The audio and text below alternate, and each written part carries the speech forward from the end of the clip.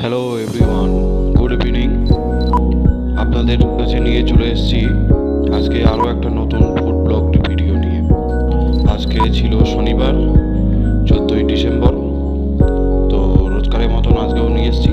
আজকে বেশি কিছু ছিল না, ছিল ভাত, লাল শাক ভাজা আর বাঁধাকপির ঘন্ট কিংবা তরকারি, যাই বলুন।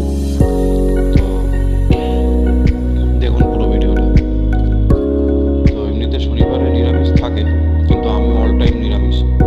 আর আজকে দেখছেন একটু হ্যাট গ্লাস পরে খাচ্ছি। তো যাই হোক, রেস্টুরেন্টে গিয়ে বসে খেলেও তো গ্লাস চশমা এগুলো থাকে।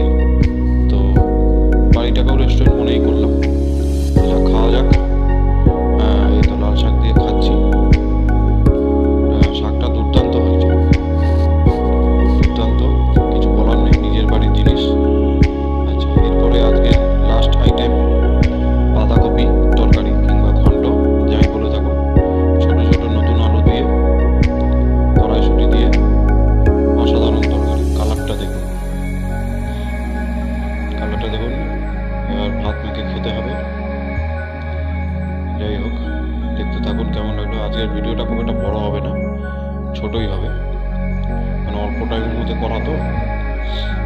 অসাধারণ খেতে, নিজের বাড়ির রান্না বলে বলছি না, অসাধারণ খেতে। আপনাদের বাড়িতে রান্না হলেও সেটাও নিশ্চয়ই অসাধারণই হয়। তো সবাই তো রেস্টুরেন্টে বসে খাওয়ার ব্লগটা করে, তো আমি নিজের বাড়িরটাও করলাম।